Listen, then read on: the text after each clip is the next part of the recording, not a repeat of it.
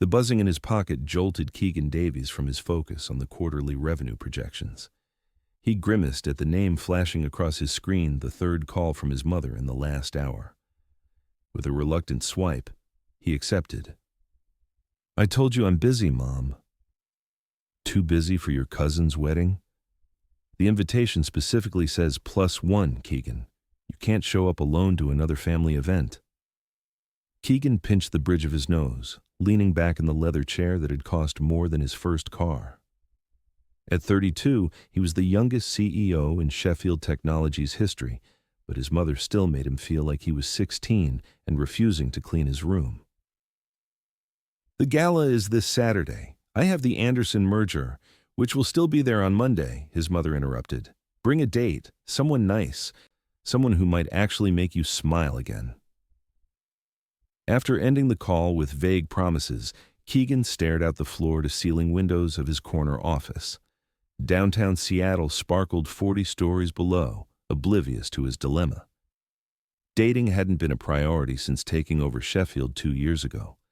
His last relationship had ended spectacularly when Chelsea threw his phone into Elliott Bay after he'd taken an emergency call during their anniversary dinner. The intercom buzzed. "Mr. Davies, your 3 o'clock is here." "Send him in," Keegan replied, straightening his tie. Kyle Wilson strode in, his usual confident grin in place. They'd been friends since college, when they'd spent more time arguing business theories than attending classes. Now, Kyle headed Sheffield's marketing division, one of the few people Keegan trusted completely. "You look like hell," Kyle observed, dropping into the chair across from Keegan's desk. "Let me guess your mother called about your cousin's wedding?" Keegan's glare was answer enough. "You need a date," Kyle stated, leaning forward. "Someone who won't get attached, someone who understands business comes first." "I need the Anderson contract finalized." "Which you'll get," Kyle interrupted. "But you also need to show up at that wedding with someone on your arm before your mother sets you up with another dental hygienist." Keegan winced at the memory. "I don't have time to find a date." Kyle's face lit up with the expression that had preceded many of their worst decisions in college. "My sister just moved back to Seattle. She's staying with me until she finds a place." "Your sister?" Keegan's memory conjured a gangly teenager with braces and an attitude. "Brooke. She's not the kid you remember. She's grown up way up. She's smart, won't get attached, and best of all, she owes me a favor." "Absolutely not." Keegan shook his head firmly. "I'm not dragging your little sister to a black tie wedding as my fake date." Kyle shrugged. "Suit yourself. I'm sure your mom has a whole roster of nice girls lined up." Keegan stared at his friend, weighing his limited options. "Fine, but make it clear this is strictly business." Kyle's grin widened. "Of course, I'll text you her number." "I'll call her myself," Keegan muttered, already regretting his decision. "Perfect. Now about those marketing projections." The conversation shifted to work, but Keegan's thoughts kept drifting to the awkward teenager he remembered and the profoundly uncomfortable weekend ahead. Brooke Ellis was having an absolutely terrible day. Her apartment application had been denied due to insufficient rental history. The coffee shop had messed up her order, and now the rain was seeping through her supposedly waterproof boots as she trudged toward her brother's condo. At 28, she hadn't imagined she'd be temporarily living with her older brother while trying to restart her life in Seattle. After 5 years in Chicago building her career as an architectural designer, she'd been lured back by a prestigious position at Westlake Design Group. The job was perfect. Her living situation was not. Her phone chimed with an unfamiliar number. Normally, she'd let unknown calls go to voicemail, but the Seattle area code made her pause. Maybe it was about one of her other apartment applications.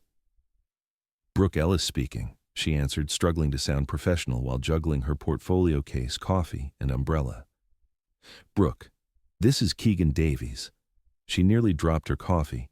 Keegan Davies, her brother's friend, the boy who'd once told her that her science fair project was actually not terrible. The same Keegan who now ran Sheffield Technologies and whose face occasionally appeared in business magazines. "Keegan. Hi." She winced at how breathless she sounded. Kyle mentioned you might call. Did he tell you why?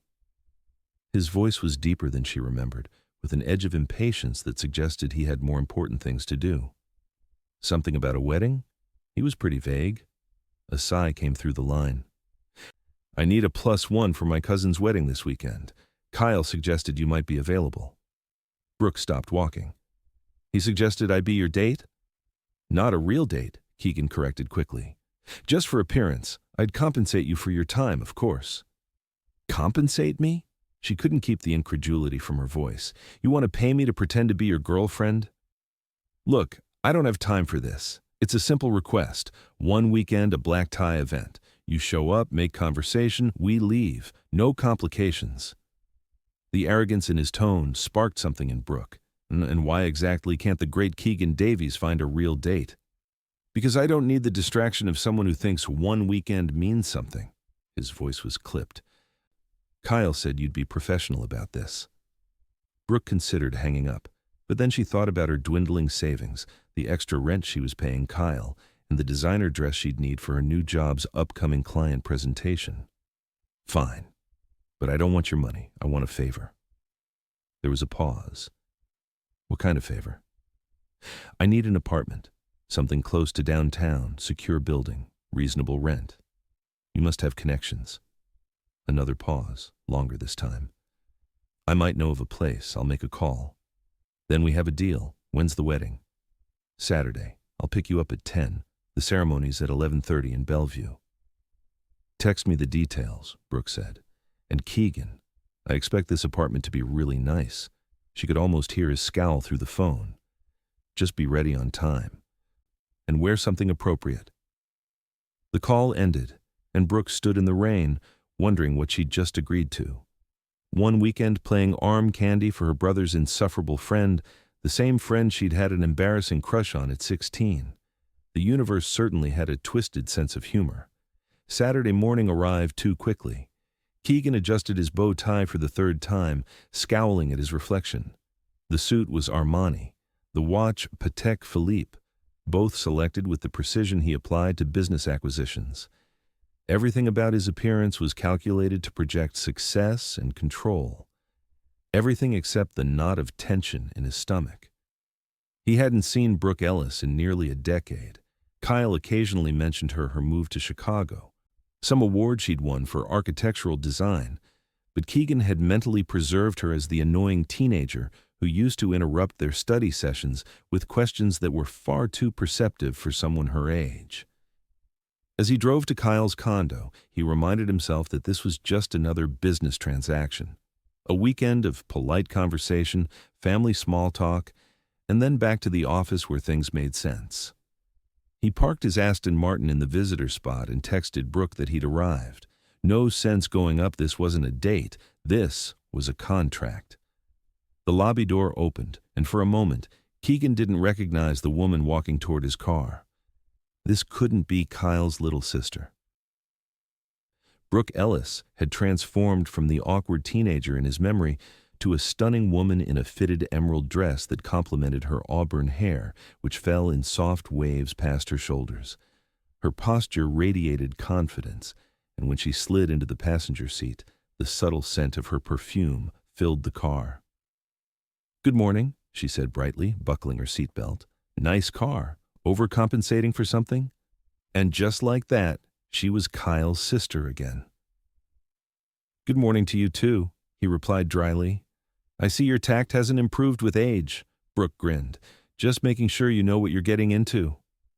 I'd hate for you to be surprised when I tell your great-aunt Mildred that I think bow ties are ridiculous. Please don't talk to my great-aunt Mildred, or anyone, if possible." "That's going to make for an awkward wedding," Brooke mused, adjusting the air vent. "Silent date stands beside scowling CEO. Very romantic." Keegan pulled into traffic, already regretting his decision. There's nothing romantic about this arrangement. Clearly, Brooke rolled her eyes. So what's our story? How did the illustrious Keegan Davies meet little old me? Through Kyle. Simple, close to the truth. Boring, Brooke declared. We need something more interesting. Something that explains why you're suddenly appearing with a date after how long has it been since your last relationship. That's none of your business. 2 years, she said confidently. Kyle told me. Keegan gripped the steering wheel tighter. Kyle talks too much.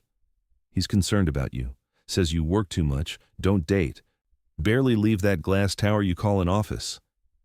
I'm building a company. You're hiding, Brooke countered. Keegan's jaw tightened. This woman had been in his car for less than 5 minutes and was already dissecting his life choices. I'm not hiding. I'm focused. On everything except having an actual life. Brooke turned to stare out the window. No wonder you had to hire a date. I didn't hire you, he snapped. We made a deal. About that, did you find me an apartment yet? Keegan merged onto the highway, welcoming the distraction of traffic. I made a call. There's a unit available in the Westlake Tower. 2-bedroom, good security, walking distance to downtown. Brooke's eyes widened. Westlake Tower, that's way out of my price range. The building manager owes me a favor. He'll give you a reasonable rate. Define reasonable? Less than market value, more than a shoebox in the university district. Brooke studied him for a moment, her expression softening slightly. Thank you. That's actually very helpful. The sincerity in her voice made him uncomfortable. It's a business arrangement. You're helping me. I'm helping you. Right, all business. She turned to the window again. So, tell me about this wedding. Who's getting married? What should I know about your family? For the rest of the drive, Keegan briefed her on the essentials. His cousin Melissa was marrying her college sweetheart. The Davies family was small but tight-knit. His mother would ask invasive questions, and his father would judge everyone silently. Sounds delightful, Brooke commented as they pulled into the venue, an elegant lakeside estate with manicured gardens and a view of the Cascade Mountains. Just smile and nod, Keegan advised, handing his keys to the valet. And remember, I know, this is just business. Brooke accepted his offered arm with a theatrical sigh. But maybe we could try to have a little fun too. I mean, there's an open bar, right? Despite himself, Keegan felt the corner of his mouth twitch upward.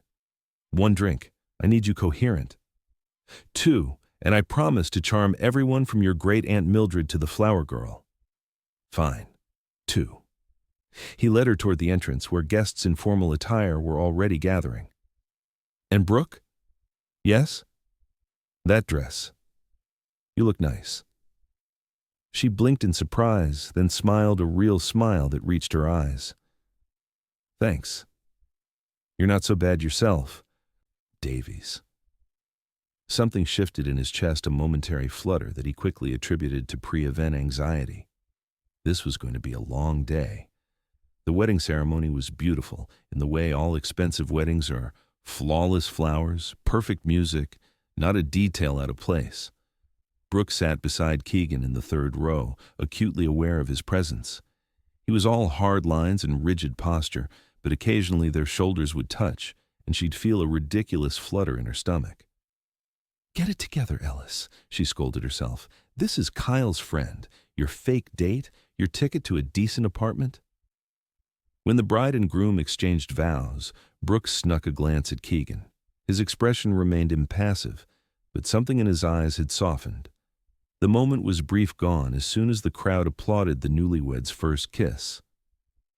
The reception was held in a glass pavilion overlooking the lake. As they entered, an elegant woman with Keegan's eyes intercepted them. Keegan, darling, you came. She kissed his cheek, then turned her appraising gaze to Brooke. And you brought a guest. Mom, this is Brooke Ellis, Kyle's sister. Brooke, my mother, Diana Davies. Brooke extended her hand. It's lovely to meet you, Mrs. Davies. The ceremony was beautiful. Diana's handshake was firm. Kyle's little sister? My, you've grown up. I remember you tagging along to study sessions. You had braces, if I recall. Mom, Keegan warned. And I had terrible taste in sweaters, Brooke added with a laugh. Thankfully, both conditions have been corrected. Diana's expression warmed slightly. How refreshing to meet someone with a sense of humor. Keegan could use more of that in his life. I'm standing right here, Keegan muttered. Yes, dear, we can all see you. Diana patted his cheek. Now, introduce Brooke around. Your father's by the bar pretending he doesn't know anyone." As Diana glided away to greet other guests, Brooke leaned closer to Keegan. "Your mom is terrifying." "You haven't met my father yet," he replied, guiding her toward the bar. "Remember, 2 drinks maximum." "I remember everything," Brooke assured him, "including the time you told Kyle that my questions were irritatingly relevant during your macroeconomic study session." Keegan looked surprised. "You remember that?" "I was 16 with a massive crush on my brother's friend. I remembered everything you said." The words slipped out before she could stop them. Keegan's steps faltered, and Brooke felt heat rush to her face. "I mean, you know how teenagers are," she added quickly. "Anyway, is that your father by the bar? The distinguished-looking man glaring at his phone?" Keegan seemed willing to accept the change of subject. "That's him. Robert Davies, perpetually disappointed in humanity." "Charming family trait," Brooke murmured, earning a rare smile from Keegan that transformed his face from merely handsome to devastatingly attractive. "Stop it," she told herself firmly. "Keegan." Robert Davies didn't look up from his phone as they approached. "You're late." "The ceremony started on time, Dad. We were in the 3rd row." Robert finally glanced up, his gaze moving from his son to Brooke. "And who's this?" "Brooke Ellis, sir," she answered before Keegan could. "It's a pleasure to meet you." "Ellis? Kyle's sister?" "The very same." Robert studied her with the same intensity Keegan sometimes displayed. "You're an architect, correct? I read about your work on the Chicago Riverside project. Impressive use of sustainable materials." Brooke couldn't hide her surprise. "You read about my work?" "I make it a point to know about promising talent in all fields." Robert signaled the bartender. "What are you drinking?" "White wine, please." As Robert ordered their drinks, Keegan leaned close to whisper, "He's never this polite to anyone." "I'm special," Brooke whispered back, enjoying the warmth of his breath against her ear. The afternoon progressed with introductions to cousins, aunts, uncles, and family friends. Brooke found herself genuinely enjoying the conversations, especially when Keegan's arm would occasionally rest against the small of her back, guiding her through the crowd. Each casual touch sent a ripple of awareness through her body. After dinner, the dancing began. Brooke watched as Melissa and her new husband took their first spin around the floor. "They look happy," she observed. Keegan nodded, his expression unreadable. "They've been together since freshman year of college, never doubted each other, apparently." "You sound skeptical." He sipped his whiskey. "I'm realistic. People change. Priorities shift." Speaking from experience, his jaw tightened. "Chelsea wanted someone who would put her first. The company needed me more." "Did it?" Brooke asked quietly. "Or was the company safer than risking your heart?" Keegan's gaze snapped to hers, sharp with warning. "You don't know me well enough to psychoanalyze me, Brooke." "Maybe not," she conceded, "but I recognize a fellow workaholic when I see one. I left a relationship in Chicago for the same reason chose my career over love." Something shifted in his expression. Recognition, perhaps, or surprise at her honesty. "Come on," she said, standing and offering her hand. "Dance with me. It'll make your mother happy." Keegan hesitated, then took her hand. One dance. On the dance floor, he pulled her closer than necessary for propriety, his hand firm against her waist. Brooke tried to ignore how perfectly they fit together, how his confidence extended to his movements as he guided her effortlessly around the floor. "You're good at this," she noted, surprised. 12 years of ballroom lessons, my mother's insistence." "Ah, so you can tick dancing off the eligible bachelor checklist." His mouth quirked. "Along with has job and owns suit.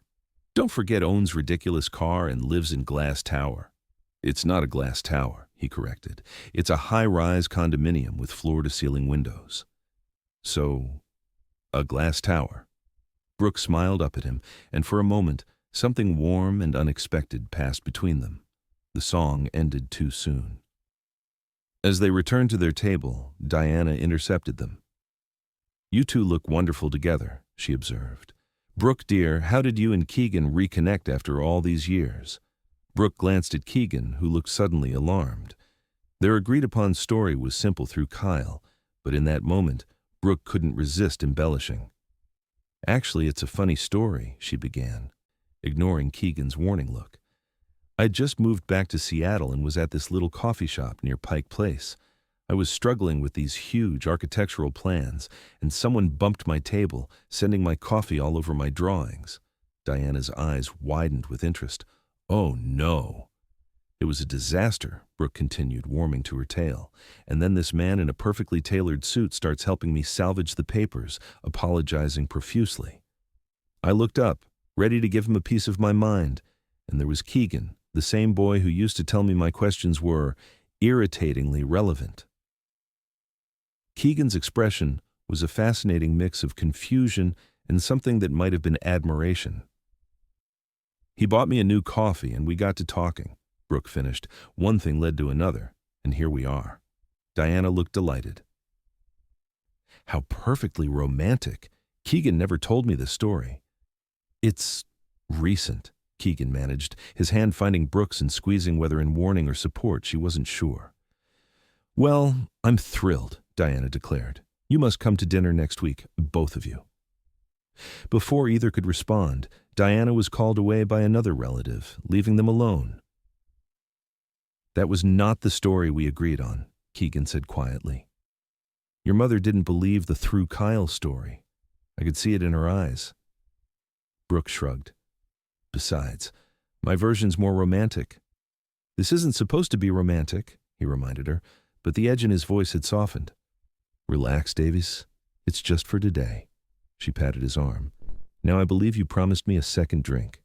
The evening continued with more dancing, cake cutting, and the traditional bouquet toss, which Brooke diplomatically avoided. Throughout it all, Keegan remained close, his hand occasionally finding hers, his presence becoming less rigid as the night progressed.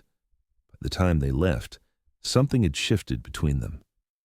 The drive back to Kyle's condo was filled with comfortable conversation about the wedding, Keegan's family, and Brooke's new job. When they arrived, Keegan walked her to the door, an unnecessary gesture that made her heart beat a little faster. Thank you, he said, his voice lower than usual. For today. You were not what I expected. Meaning I didn't embarrass you horribly, she teased, meaning I actually enjoyed myself. The admission seemed to surprise him as much as her. Brooke smiled. Me too.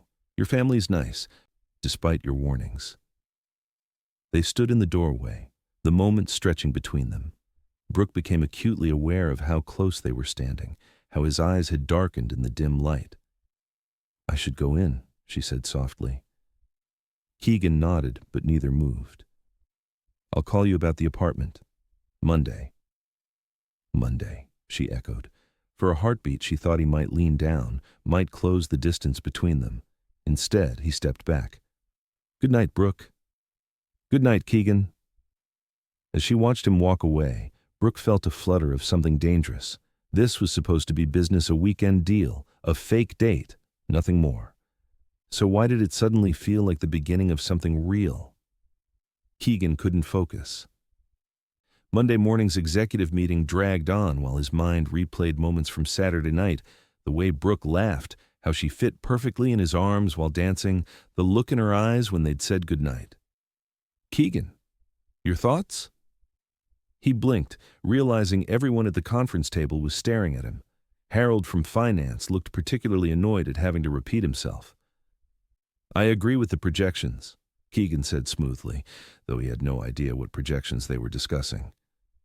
But I'd like to see more detailed analysis before making a final decision. Kyle shot him a knowing look from across the table. As soon as the meeting ended, his friend cornered him in the hallway. So, how was the wedding? Kyle asked, not even trying to hide his smirk. Fine. Your sister was adequate. Keegan headed toward his office, Kyle keeping pace. Adequate? Mom called me Sunday morning to gush about how charming Brooke was and how she hadn't seen you smile like that in years. Keegan stopped walking.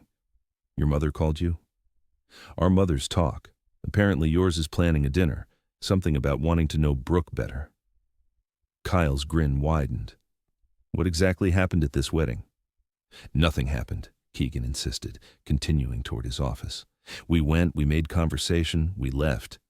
End of story. Uh-huh, and that's why you've been staring into space all morning? Reaching his office, Keegan turned to face Kyle. Don't you have work to do?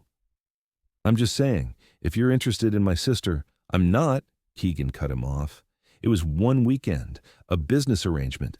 I'm finding her an apartment, and we're done. Kyle's teasing expression faded. Right. Because God forbid Keegan Davies actually connect with someone. What's that supposed to mean? It means you've been hiding behind that desk since Chelsea left, using work as an excuse to avoid anything real. Kyle's tone had turned serious. Brooke is smart, funny, and way too good for you. But if you made her smile even half as much as my mother says you did, then maybe you should consider that this doesn't have to be just business. Keegan's jaw tightened. I don't need relationship advice from you. Clearly you do. Kyle headed for the door, then paused. By the way, Brooke starts her new job today, Westlake Design Group. You know, the firm working on the Sheffield Tower renovation? Keegan stared at his friend. What? Small world, right? Kyle's smirk returned. Have a productive day, CEO. After Kyle left, Keegan sank into his chair, running a hand over his face. Westlake Design Group, the architecture firm he'd personally selected to redesign Sheffield's new headquarters, the firm where Brooke apparently now worked. Damn it, he muttered, reaching for his phone. He'd been planning to call about the apartment anyway. This was just a complication. He dialed the number before he could overthink it. Brooke answered on the third ring, her voice harried. Hello? It's Keegan. Is this a bad time? Keegan, hi. She sounded genuinely pleased to hear from him, which did strange things to his pulse. No, it's fine. I'm just settling into my new office. At Westlake Design Group. A pause. Yes. How did you know? Kyle mentioned it. Keegan leaned back in his chair. The firm that's redesigning Sheffield Tower. Wait, that's your Sheffield? The 40-story building on 3rd Avenue? The very same. Wow, Brooke's laugh came through the line, warm and slightly nervous. Small world. That's what Kyle said. Keegan found himself smiling despite the complication. Any chance this presents a conflict of interest? Only if you're planning to influence my design decisions with your charming personality, she teased. I've never been accused of having a charming personality. True, you're more of a brooding, intense type. Her voice softened. Was there a specific reason you called, besides discovering our professional connection? The apartment, he remembered. I spoke with the building manager. The unit is available starting next week. 2 bedrooms, 18th floor, western exposure. That sounds amazing. The genuine gratitude in her voice made him feel unreasonably pleased with himself. What's the catch? How much? He named a figure that was significantly below market value. That's incredibly generous, she said after a moment. Are you sure? The owner owes me a favor. It's not charity. Of course not. You don't do charity. It's business. There was a smile in her voice. Thank you, Keegan. This means a lot to me. It's nothing, he replied automatically. Though it hadn't been nothing, he'd called in a significant favor to secure the apartment. It's not nothing, she countered gently. Oh, I should warn you, your mother called me this morning. Keegan closed his eyes. About dinner? Thursday night. She was very insistent. You don't have to go, he said quickly. The wedding was our deal. This is extra. I don't mind, Brooke paused.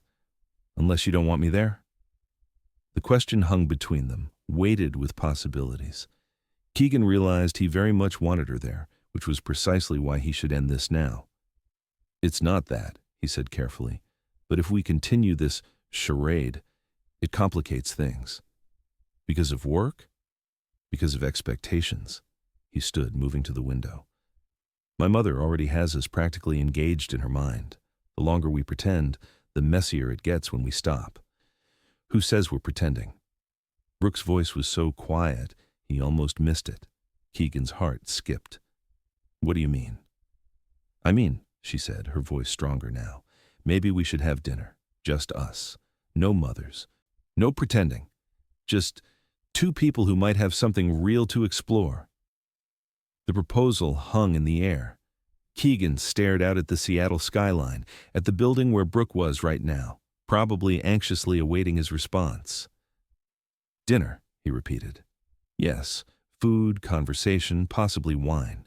It's this radical concept called dating that I hear normal people do. A smile tugged at his lips.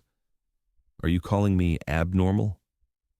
If the designer shoe fits, Davies. Wednesday, he found himself saying. There's a place on Alaskan Way. I'll pick you up at 7. It's a date, she replied, and he could hear the smile in her voice. A real one this time. After they hung up, Keegan remained at the window, wondering what had just happened. He'd called to discuss an apartment and somehow agreed to a real date with Kyle's sister. A woman who challenged him, who made him smile, who saw through his carefully constructed walls. For the first time in years, the prospect didn't fill him with dread. Instead, there was something dangerously close to anticipation stirring in his chest.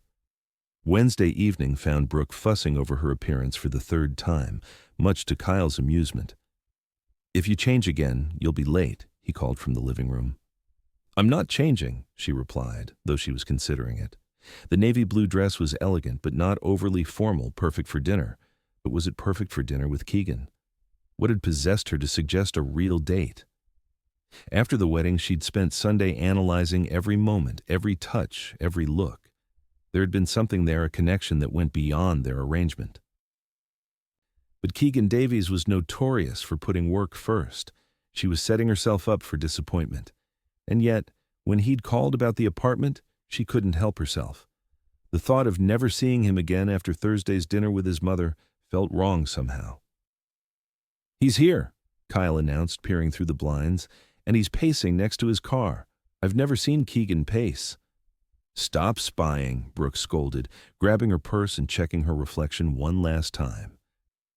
You know, Kyle said, his tone uncharacteristically serious, Keegan's my friend, but if he hurts you... I'm a big girl, Kyle. She kissed her brother's cheek. Besides, it's just dinner. Kyle looked unconvinced. Just be careful. He's been different since Chelsea, more closed off. Who's Chelsea? Brooke asked, suddenly realizing she knew very little about Keegan's past relationships. His ex. They were together for 2 years. She left when he took over as CEO, said he changed, became all about the job. Kyle shrugged. He hasn't dated seriously since. Brooke absorbed this information, adding it to the puzzle that was Keegan Davies. Thanks for the warning. Just looking out for you, sis. Outside, Keegan had indeed been pacing. He stopped when he saw her, his expression shifting from anxiety to something warmer. Hi, she said, suddenly feeling shy. Hi. He looked different outside of work clothes, still impeccably dressed in dark jeans and a gray button-down, but less formal, more accessible.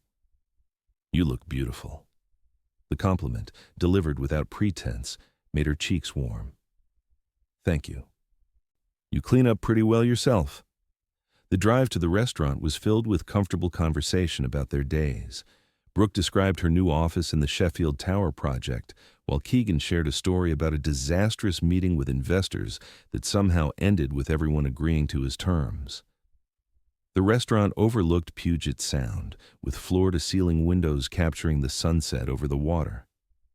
Their table, tucked into a corner with a perfect view, suggested Keegan had pulled some strings. This is gorgeous, Brooke said as they were seated. The owner is a client, Keegan explained, confirming her suspicion. The food is even better than the view. They ordered wine, and as they studied the menus, Brooke found herself watching Keegan over the rim of her glass. In the soft lighting, the sharp angles of his face seemed less severe, his usual intensity tempered by something that might have been contentment. Why are you staring at me? He asked without looking up. I'm trying to figure you out, she admitted. His eyes met hers. And? You're a paradox. All business on the outside, but then you dance like someone who actually enjoys it. You claim not to care what people think, but you went to elaborate lengths to please your mother with a wedding date. You say you don't have time for relationships, yet here we are. Keegan set down his menu. I could say the same about you. The fiery architect who moved across the country for a job but gets nervous about apartment applications. The woman who can charm an entire wedding party of strangers but second guesses her outfit choice. At her surprised look, he added, Kyle texted that you changed 3 times. I'm going to kill my brother, Brooke muttered. Keegan's mouth quirked in that almost smile she was growing to appreciate. For what it's worth, the navy dress was the right choice. The waiter arrived to take their orders, temporarily saving Brooke from responding to the compliment. When they were alone again, she decided to take a risk. Kyle told me about Chelsea, she said gently. Keegan's expression closed immediately. Did he? Just that she left when you became CEO. That work became your priority. He swirled the wine in his glass, watching the liquid catch the light. It's more complicated than that. I'm sure it is, Brooke agreed. Most relationships are. After a moment, Keegan sighed. Chelsea wanted the title of CEO's girlfriend without the reality of what that meant. The long hours, the stress, the constant demands. She said I changed, but the truth is, I just became more of who I already was. And who is that? Brooke asked softly. His eyes met hers, unguarded for once. Someone who builds things. Companies, projects, solutions, someone who finds purpose in creation and growth. That doesn't sound like a bad thing, she observed. It's not until it's all you have. He looked out at the darkening water. Chelsea made me realize I'd forgotten how to be anything else. The honesty of his answer touched something in Brooke. I understand that better than you might think. In Chicago, I was so focused on proving myself that I forgot how to just live. My boyfriend said I was more in love with my buildings than with him. Was he right? Maybe, she admitted. But I also think he didn't understand that for some of us, work isn't just work. It's expression, purpose. Keegan was watching her with an intensity that made her breath catch. Exactly. Their food arrived, momentarily breaking the connection. As they ate, the conversation shifted to lighter topics, favorite places in Seattle, terrible first job stories, Keegan's apparent inability to cook anything more complicated than toast. You're a CEO who can't make pasta? Brooke laughed. That's just sad. I have other skills, he defended, but he was smiling too. What about you? Can you cook? I make an excellent lasagna, thank you very much. My grandmother's recipe. Italian heritage? She nodded. On my mother's side. Hence Ellis, not Alessandro. I'd like to try it sometime, Keegan said, then looked surprised at his own words as if he hadn't planned to suggest a future encounter. Well, Brooke replied, her heart beating a little faster. I'll need a kitchen first. Good thing someone's helping me get an apartment. Their eyes held across the table, and for a moment, Brooke could see past the CEO facade to the man beneath, thoughtful, intelligent, and far more vulnerable than he'd ever admit. When dinner ended, neither seemed ready for the evening to be over. They walked along the waterfront, the city lights reflecting on the dark water. Tell me about the Sheffield Tower redesign, Keegan said as they strolled. What's your vision for it? Brooke lit up, describing her ideas for the lobby renovation, a mix of modern lines and natural elements, with a living wall of plants and a water feature that would create a sense of tranquility amid the urban bustle. The current design is all hard edges and chrome, she explained, gesturing with her hands. Impressive but cold. I want people to walk in and feel something: connection, inspiration, possibility. You're passionate about this, Keegan observed, his voice warm. Architecture isn't just about buildings. It's about creating spaces that change how people feel, how they interact. She glanced at him shyly. You probably think that sounds ridiculous. Not at all. His hand found hers, fingers intertwining naturally. It's how I feel about business. Not just profits and losses, but building something meaningful. The simple touch of his hand around hers sent warmth spreading through Brooke's chest. They continued walking, talking about their respective fields, finding surprising parallels in their approaches to creation and problem-solving. When they finally returned to the car, Keegan didn't immediately let go of her hand. Instead, he turned to face her, his expression serious. "I haven't enjoyed an evening this much in a long time," he admitted. "Me neither," Brooke replied honestly. "So what happens now?" he asked quietly. Brooke considered the question, all too aware of the complications their professional connection, her brother, his history of prioritizing work. But standing here, with the night air cool around them and Keegan's hand warm in hers, those concerns seemed distant. "Now," she said, "you kiss me, if you want to." For a heartbeat, he didn't move. Then his free hand came up to cradle her face, his touch gentle as his eyes searched hers. Brooke held her breath as he leaned down, his lips meeting hers in a kiss that started soft and questioning, before deepening with a certainty that made her knees weak. When they broke apart, Keegan's eyes were darker, his breathing slightly uneven. "I definitely wanted to," he murmured. Brooke smiled, feeling lighter than she had in months. "Good to know." The drive back to Kyle's was quiet, but it was a comfortable silence, filled with shared glances and the occasional brush of Keegan's hand against hers. At the door, he kissed her again, longer this time, with a promise of more that left her breathless. "Tomorrow," he said as they finally parted. "Dinner with my mother." Brooke groaned. "Way to ruin the mood, Davies." His laugh was unexpected and delightful. "I'll pick you up at 6. Wear something." He paused, considering. "Girlfriend appropriate?" she suggested with a raised eyebrow. "I was going to say armor-plated, but girlfriend appropriate works too." His expression grew serious. "Is that what this is? Are we, dating?" Brooke finished for him. "I think that's what normal people call it when they have dinner, walk along the waterfront and kiss goodnight." Keegan's smile returned, transforming his face. "Then I guess we're dating." "Guess so." Brooke reached up to straighten his collar, a gesture that felt surprisingly intimate. "Good night, Keegan." "Good night, Brooke." As she watched him walk back to his car, Brooke felt a mixture of excitement and trepidation. She was dating Keegan Davies, CEO, workaholic, her brother's friend, and somehow, against all logic, the man who had begun to capture her heart. Dinner with Diana Davies was exactly as terrifying as Keegan had warned. His mother's townhouse in Queen Anne was elegantly appointed, every surface gleaming with the kind of perfection that suggested daily professional cleaning. "Brooke, darling, come in."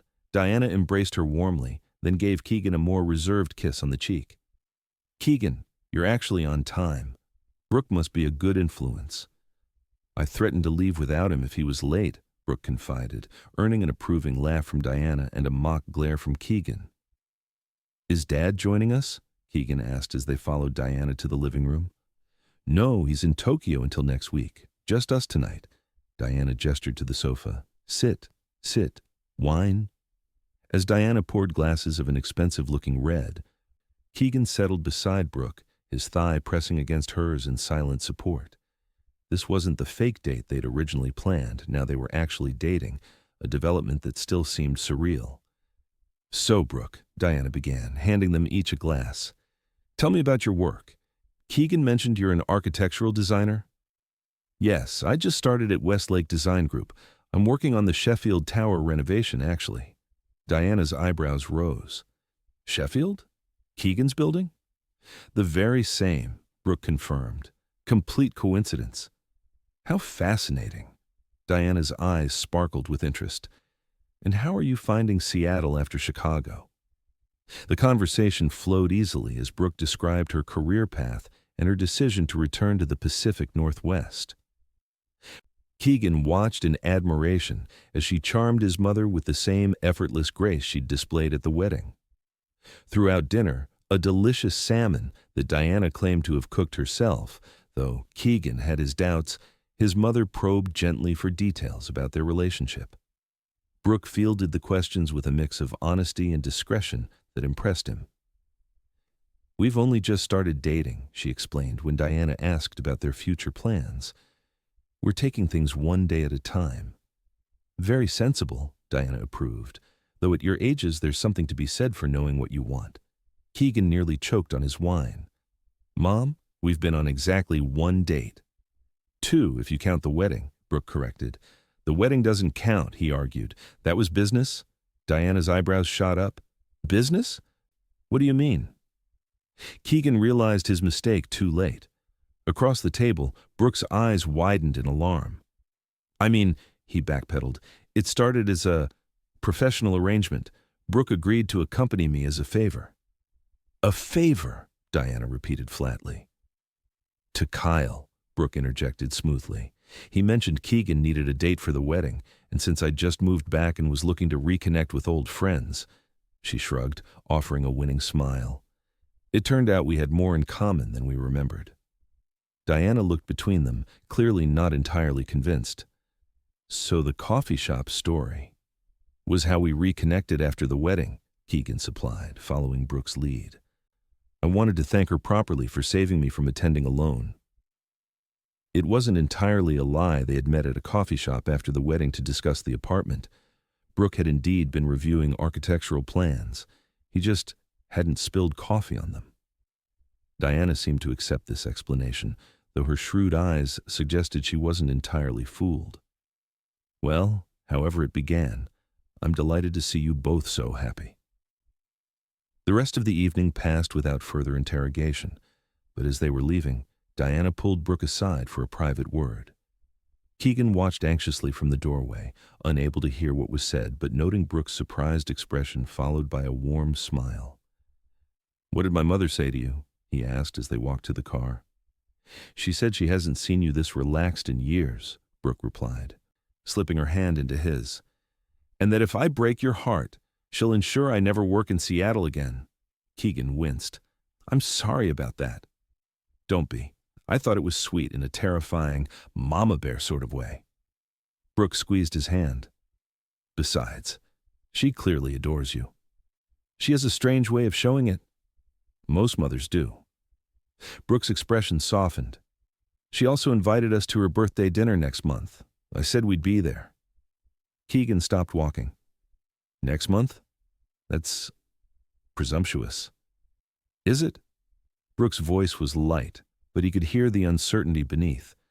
"I mean, if you don't think we'll still be dating, then—" "That's not what I meant," he interrupted, turning to face her. I haven't brought anyone to my mother's birthday dinner since Chelsea." Understanding dawned in Brooke's eyes. "Oh, is that something you're comfortable with? Us at a family event, officially?" The question hung between them, weighted with implications. Keegan realized he hadn't thought beyond their immediate attraction, beyond the pleasure of her company. A month from now meant something real, something intentional. "Yes," he found himself saying, "I am. If you are." Brooke's smile was like sunrise. "I am." He kissed her there on the sidewalk, not caring who might see. When they broke apart, Brooke's eyes were bright with emotion. "Take me home, Keegan," she said softly. The drive to Kyle's was silent, charged with anticipation. When they arrived, Keegan walked her to the door, his heart pounding in a way that had nothing to do with exertion. "Kyle's at his girlfriend's tonight," Brooke said, her voice slightly breathless. "Would you like to come in?" The invitation was clear in her eyes. Keegan wanted nothing more than to accept, to follow where this undeniable attraction was leading them, but something held him back. "I want to," he admitted, brushing a strand of hair from her face. "But I think we should wait." Surprise flickered across her features. "Wait?" "Not because I don't want you," he clarified quickly. "God knows I do. But this us, it feels important. I don't want to rush it." Brooke studied him for a moment, then nodded slowly. "That's surprisingly old-fashioned of you, Davies." "Does it disappoint you?" he asked, suddenly uncertain. "No." She smiled, rising on tiptoes to kiss him softly. It makes me like you even more. Relief washed through him. Good night, Brooke. Good night, Keegan. As he drove home, Keegan realized something had fundamentally shifted. For the first time in years, work wasn't the only thing occupying his thoughts. Brooke Ellis, with her quick mind and warm smile, had somehow carved out a space in his carefully ordered life, and he was in no hurry to reclaim it. The next 2 weeks passed in a blur of work and stolen evenings together. Keegan and Brooke fell into a rhythm, finding time despite their demanding schedules for dinners, walks along the waterfront, and even a Sunday afternoon sailing on Puget Sound. Brooke moved into her new apartment, and Keegan helped her assemble furniture from IKEA, revealing a previously unknown talent for following pictorial instructions. They celebrated with takeout on her new balcony, watching the sunset over Elliott Bay. To new beginnings, Brooke toasted, raising her wine glass. New beginnings, Keegan echoed, clinking his glass against hers. They were taking things slowly, building a foundation of shared experiences and conversations. Each day, Brooke discovered something new about Keegan, his dry sense of humor, his genuine interest in her work, his surprising knowledge of classic literature. At Sheffield Tower, their professional lives occasionally intersected. The first time Brooke presented her design concepts to the executive team, Keegan maintained a carefully professional demeanor, though his eyes betrayed his pride as she confidently explained her vision for transforming the building's lobby. Ms. Ellis's design perfectly captures the direction Sheffield is moving: innovative, sustainable, and people-focused, he told the board, his formal tone at odds with the warm glance he sent her way. Afterward, he pulled her into his office, closing the door before kissing her soundly. You were brilliant, he murmured against her lips. I should present to your board more often if this is the response, she teased, her hands resting on his chest. Their relationship remained private at work, a professional courtesy they'd agreed upon, though Kyle had obviously informed select colleagues, judging by the knowing looks Brooke sometimes received in the Sheffield Tower elevator. The only cloud on the horizon was the increasing demands of Keegan's schedule. The Anderson merger was entering its final phase, requiring late nights and early mornings. Twice he'd had to cancel their plans, calling with genuine regret in his voice. I understand, Brooke had assured him, though a small part of her worried this was the beginning of a pattern, the same pattern that had ended his relationship with Chelsea. On a rainy Tuesday evening, Brooke was working late at her office when Keegan appeared in her doorway, rain dampening his suit jacket. You're supposed to be in a board meeting, she said, surprised. It ended early. He closed her office door. I wanted to see you. Something in his expression made her heart race. Is everything okay? No. He ran a hand through his hair, a rare gesture of uncertainty. I've been a terrible boyfriend this week. The merger is consuming everything, and Keegan, I understand. Really. That's the problem. He moved closer, perching on the edge of her desk. You understand too well. You don't complain when I cancel, when I'm distracted, when work comes first. Brooke set down her pencil. Would you prefer I throw a tantrum? I'd prefer you hold me accountable, he said seriously. Tell me when I'm being an ass. Don't let me take you for granted. I'm not Chelsea, Brooke said quietly. Keegan's expression softened. I know you're not.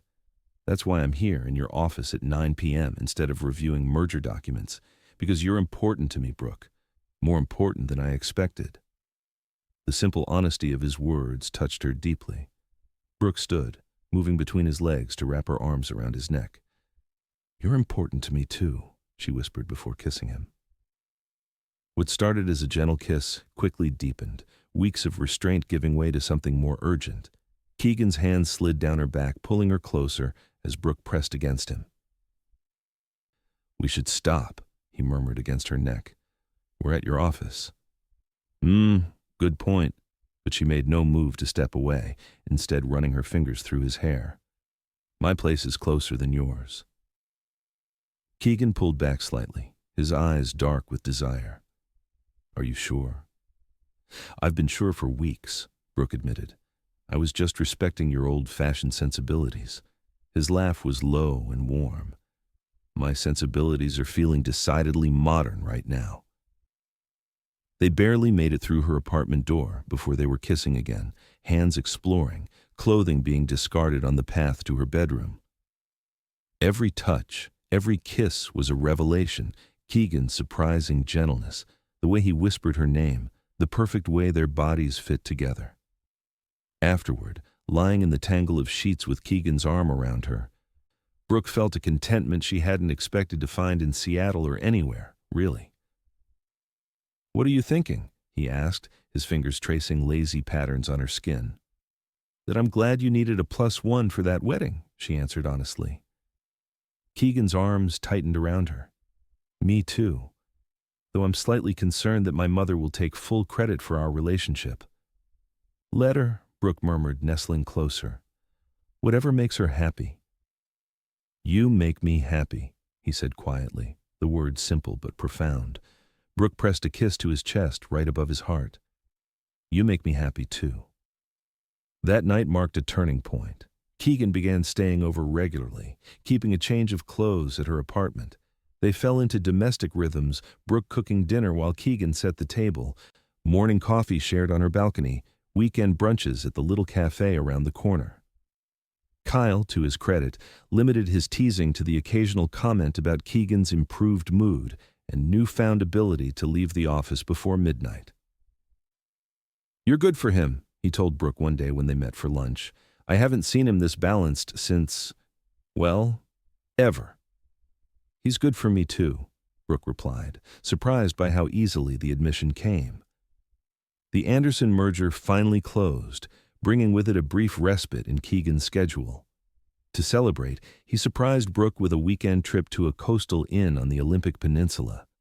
They walked on empty beaches, made love in front of a fireplace, and talked for hours about everything and nothing.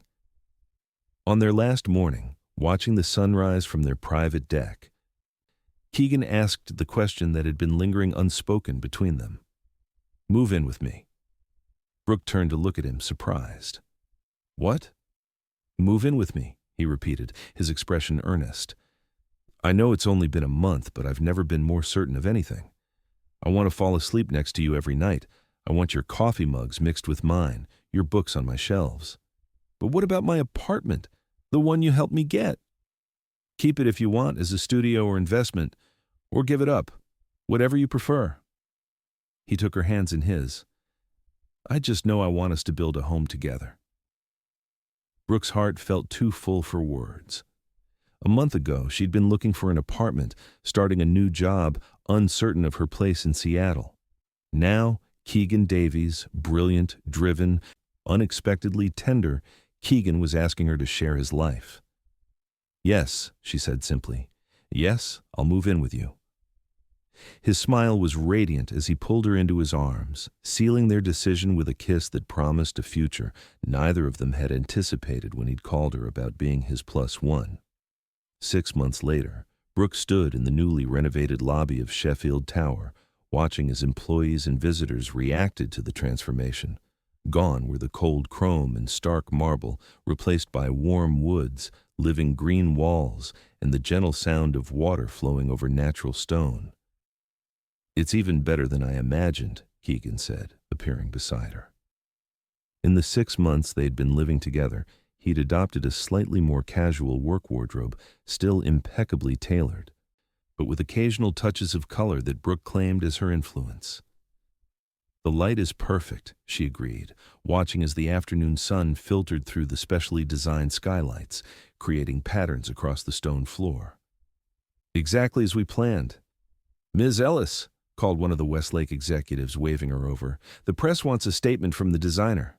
Keegan squeezed her hand. "Go, be brilliant." As Brooke spoke to the reporters about sustainable design and creating spaces that honored both function and human experience, Keegan watched her with undisguised pride.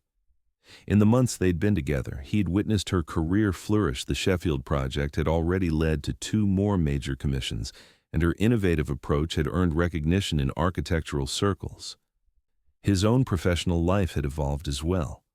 While still dedicated to Sheffield's growth, he'd learned to delegate more effectively, to trust his team, and most importantly, to leave work at reasonable hours. The company was thriving under this more balanced leadership. Profits were up, employee satisfaction had improved, and their industry reputation had never been stronger. But the true transformation had been personal. Living with Brooke had opened his world in ways he hadn't anticipated. Their home, his glass tower, now warmed by her presence, had become a sanctuary rather than just a place to sleep between workdays. Weekends were filled with explorations of the city, impromptu dinner parties with friends, and quiet moments that reminded him why balance mattered. The press conference concluded, and Brooke returned to his side, her face flushed with excitement. "They loved it," she reported, "and the sustainability features are getting special attention." "Of course they did," Keegan replied, guiding her toward the elevators. "You created something extraordinary." As they rode up to his office, Brooke leaned against him. "We should celebrate tonight. Dinner at Canlis?" "Actually," Keegan said, a hint of nervousness creeping into his voice, "I had something else in mind." Brooke looked up, curious. "What's that?" "It's a surprise. Just be ready at 7. The elevator doors opened onto the executive floor, and they separated with a professional nod, their standard workplace goodbye, though everyone at Sheffield knew they were together. 7, Brooke confirmed. "Should I dress up?" Keegan smiled mysteriously. "Definitely." The rest of the day passed in a blur of meetings and congratulations on the lobby unveiling. By the time Brooke returned to their penthouse to get ready, her mind was buzzing with possibilities for Keegan's surprise. She chose a deep burgundy dress she'd been saving for a special occasion, styling her hair in loose waves and adding the pearl earrings Keegan had given her for her birthday. At precisely 7, she heard his key in the lock. "Brooke," he called, "coming?" She found him in the living room, looking devastatingly handsome in a charcoal suit she hadn't seen before. His eyes widened appreciatively when he saw her. "You are breathtaking," he said, crossing to kiss her softly. "You clean up pretty well yourself," she replied, straightening his tie. "So where are we going?" "Patience," he advised, helping her into her coat. "You'll see soon enough." The car that waited downstairs wasn't Keegan's Aston Martin, but a sleek black limousine. Brooke raised an eyebrow. "Very mysterious." "I have my moments," he replied, helping her inside. The drive took them through downtown and across Lake Washington, eventually winding up into the Cascade foothills. When they finally stopped, Brooke was surprised to see they'd arrived at a beautiful stone lodge overlooking the valley. "Keegan, what is this place?" "Somewhere special," he answered, leading her inside. The lodge's interior was warm and rustic, with soaring timber ceilings and a massive stone fireplace. But what caught Brooke's attention was the table for two set before floor-to-ceiling windows, offering a spectacular view of the mountains and the sunset beyond. "This is incredible," she breathed as they were seated. "I wanted somewhere private," Keegan explained, "for what I have to say."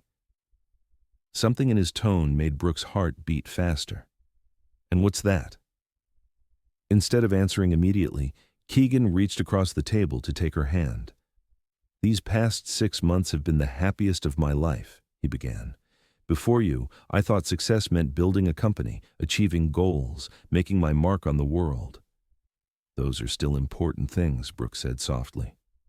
"They are," he agreed. "But you've shown me that true success includes building a life worth living, one filled with laughter, connection, and love."